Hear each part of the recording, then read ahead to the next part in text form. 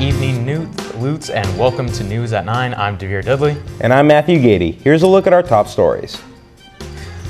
We take a look at the different clubs offered at PLU and how students can get involved. PLU's History Department is now offering a new minor for students interested in learning about genocide and the Holocaust. Student leaders from around campus got their hands dirty this week by helping clean up Parkland. All that and more next on News at 9. The men's basketball team starts their season this week, and we caught up with the team to see how they think this season will go. Fortunately, we have three really great young men. Arvid Isaacson was may go down as one of the best captains I've ever been around. He's the captain of the team. Johnny Tweeter, who was our Swiss Army knife. Johnny can play all kinds of different positions. Right. And then Kai Hoyt was very athletic. But we're lucky that the three seniors that we have are excellent leaders. Right. The real strength of ours is that we pull for each other, even if it's the guy who you're going to battle, Monday through Thursday in practice. You want him to succeed still when he's playing in the game. Another strength is our team unity. We all pull for each other. Sometimes teams, when players are on the bench, they get unhappy. Everybody wants to play more. I think the chemistry is great. I think they really get along, so we're excited. Everyone has goals to get the playoffs and go further, but right now our goal is to take one game at a time. That's better preparation to have a successful season. Go one game at a time, and then it'll all come together at the end. We're going to get up and down a lot more this year. We're going to be really quick, pressing a lot more, trying to get in transition. We're really athletic, so that plays to our advantage. And defensively, we're really tough. We have a lot more height than we have in years past, so that's definitely going to work out. I felt mentally slow. And I'd never had a concussion or anything like that before, so it was really weird feeling. Just not being able to process things as quickly as I wanted, but now it's finally over and done with. We go over there. Back to normal. Our team is really athletic this year, so defensively we're really good. So I think we're definitely capable of making it to the playoffs. We certainly like to get in the playoffs this year, and we think we're capable of that. We made the playoffs as freshmen, and it was the first playoff appearance for PLU in like 15 years. And getting a taste, and we ended up losing a close game. It really, lit a fire under us as we realized that our time here is coming to a close, and we really like to try to make the playoffs again. First home game of the men's basketball team is tomorrow night at 4. Be sure to support your fellow Lutes.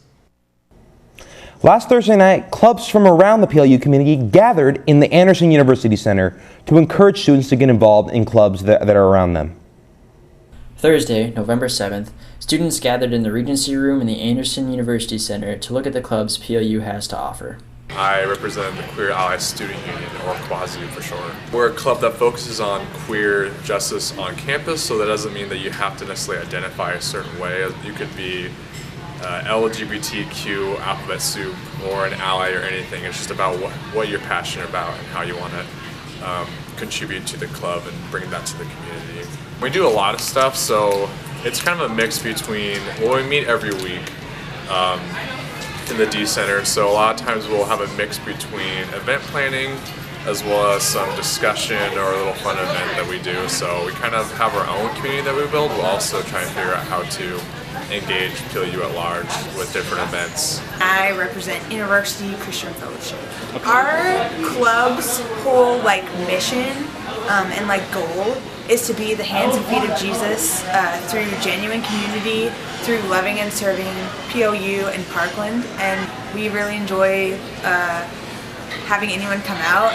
We're just a community that is really fascinated and interested in what it would really mean to follow Jesus in our day and age. I represent the PLU Karate Club. 3 times a week or so we meet up and just basically train. We go over the basics of Shotokan karate, lots of physical workouts, basic self-defense, that kind of stuff. It's a great workout, it's a lot of fun, and something new to try. So. I'm Andrew, I'm a freshman, and I found the Chem Club that meets on Tuesdays. It was very informative. We got to play with Magic Sand. That was fun. I'm Matthew Orcilla, and I'm a freshman. I mean, it was okay. I think the one in the beginning of the year, when we were in the field, was way better because there was a bunch more clubs. This one was a lot of the same ones again, so I guess it was okay.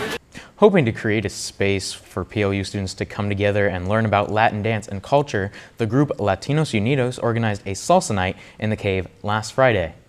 For Salsa Nights, we just meet and dance salsa, different types of Latin dancing like bachata, merengue, cumbia, and a wide range of dancing. So it's to create a space for, as I said before, for students to learn dancing, and also to learn Latin dancing, be familiarized with Latin culture, and be more informed and knowledgeable about different cultures. I salsa danced before, but knowing that PLU does salsa dancing now, it helps me get back into my feet and start salsa dancing again. I used to do competitive ballroom dancing, and I haven't done it in a while, so it's nice to get back into the Latino spirit, I guess. I've always wanted to learn how to dance, and it's really fun. I have Hispanic roots and half Mexican, and I was just always down for a good time. We're all here for one reason, and it's to dance, listen to really cool music, and be together as, I guess, a community. I like how you're able to be more open and see people that you don't normally see all the time around campus and kind of reach out to them, and you'll have something in common. Salsa dancing is a really good way to, just relax, have fun, meet new people, and learn salsa dancing. I mean, a lot of people here that come don't really know how to salsa dance, so we just teach them the basics, and later we'll give them new lessons on learning and turnings and swings and all that. It's a really fun experience, and I think everyone should come. I was expecting more Latinos to come here, but anyone is welcome. We do not turn down anyone, obviously. We would like more people to come, regardless of ethnicity, because we just want to teach everyone salsa dancing. I expect anyone to be here. There's actually a lot of Asian descent inside there too. There's people. I met someone from Norway that came here tonight. I just expect anyone from campus to come in. The Salsa Club meets every other Friday in the Cave. Their next Salsa Night will be Friday, November 22nd.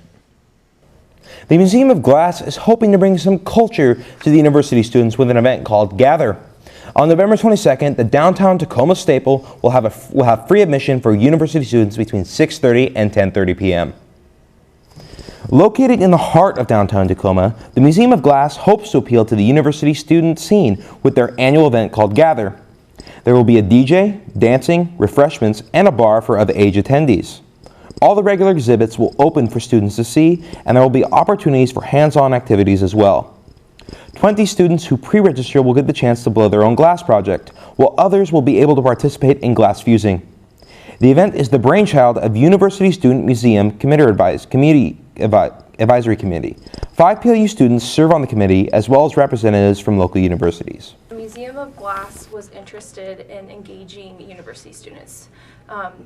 They really want to have our voices heard, and they really want to have more of the young community coming out and seeing what kind of things the Pacific Northwest art scene has to offer for them and how cool it really is. Transportation to and from the event will be provided, with shuttles leaving PLU at 6:15 and 7:30 p.m. and shuttles returning to PLU at 9:30 and 10:30 p.m. Next year, PLU will be offering a new history minor for students wishing to learn more about the Holocaust and genocide. We sat down with history professor Beth Craig to learn more. It's kind of perhaps weird to be so excited about people studying something so horrific, but what excites me about it isn't the joyfulness, but the intensity of learning that's involved in studying human beings at their worst. And I think sometimes you learn the most when you're being challenged to think about the very worst things that human beings can do. And not just, I think this will be a hallmark of our program, not just from a top-down approach. So you're thinking Hitler was horrible or Pol Pot was horrible, but really understanding how entire societies can be drawn in. And that's definitely going to be one of the things we want students to grasp. It should easily happen and I told you that we've already signed one person up in this way, that we'll have people graduating in spring of 2015. The end of the year when the minor begins, but they will finish with the minor. They'll graduate with it on their transcript. For some time, really dating back to Bob Erickson becoming the person we hired to replace Chris Browning in the history department as a Holocaust history expert, there's been a kind of acceleration or growth of Holocaust studies at PLU. Include the Powell Heller Family Conference on Holocaust Education that will have its 7th version happening this spring. And a lot of us began to realize students at PLU have this amazingly good opportunity to study the Holocaust and often aspects of other mass atrocities, genocide. Why don't we get structure to it? And this summer then, we pulled together a group of 8 faculty. We did our own studies, so we did a lot of reading and a lot of discussion, and we put together a plan for a minor. And the whole plan gelled, like everything came together really well. We've passed it. The regents approved it because the faculty meeting to pass it was the Friday before the regents were here. So it's official, but it won't start until officially September of 2014. If you're interested in declaring a Holocaust Studies minor, contact your academic advisor to make sure you're on the right track to declare next fall. This past Sunday, students from around campus lent a hand to the Parkland community and participated in a community beautification day. We were there to see how it went. The Community Beautification Day is a collaboration between the Parkland community, the PLU community, and some local organizations in Tacoma. And the goal of the Community Beautification Day is to kind of unite the community and foster a sense of care for one another between PLU and Parkland.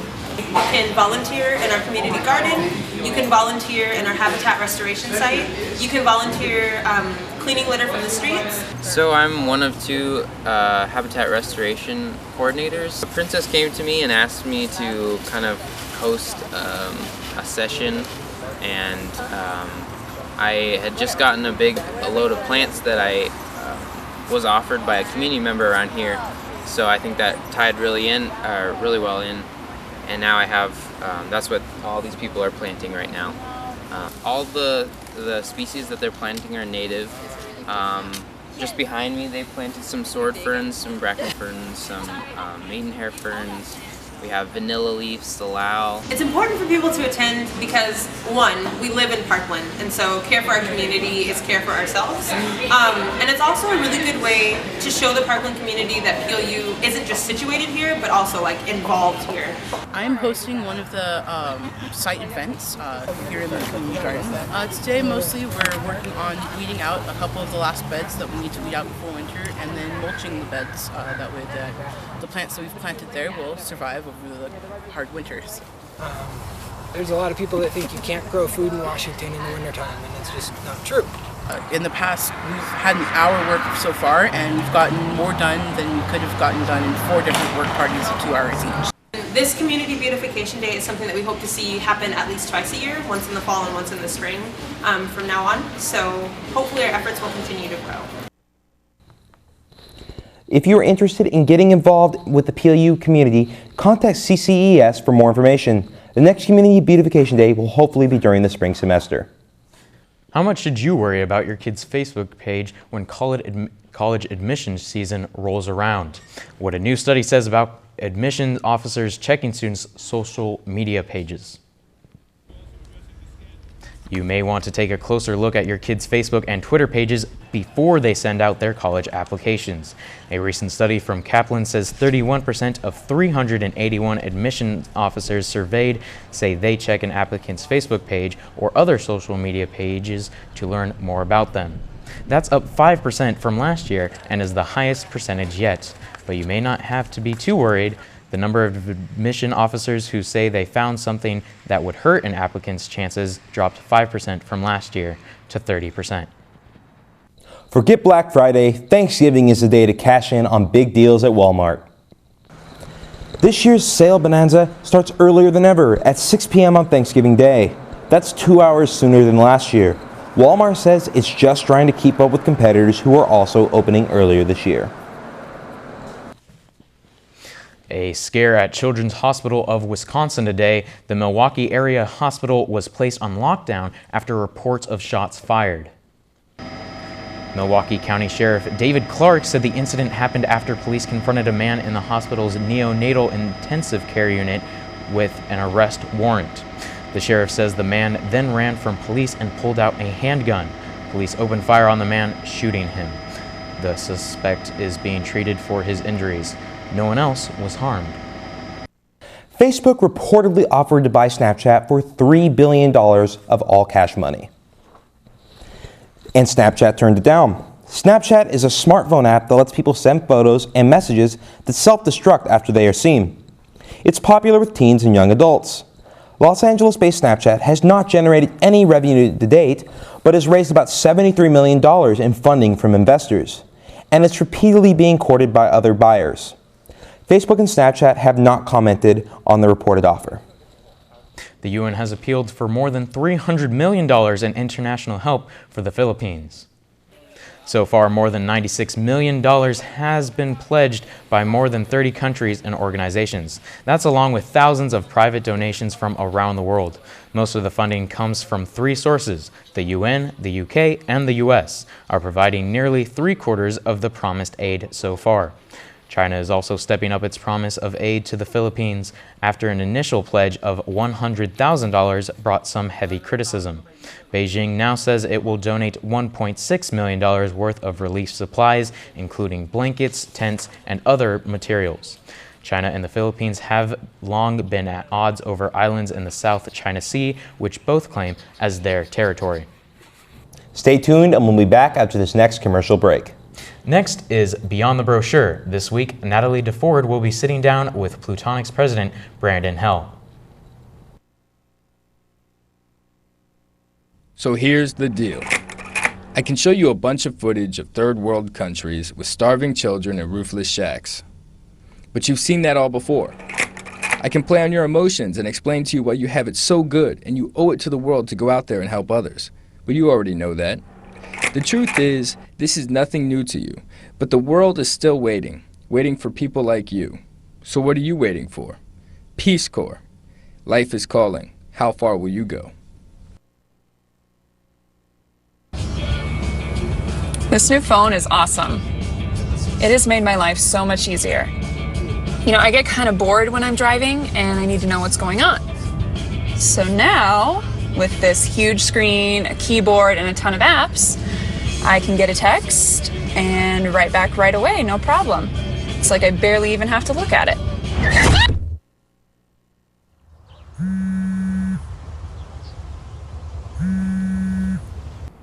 Welcome back to News at 9. I'm Natalie DeFord, here with Brandon Hell, PLUtonic's president. He'll be discussing their upcoming concert this weekend and giving us some insight into PLU's a cappella.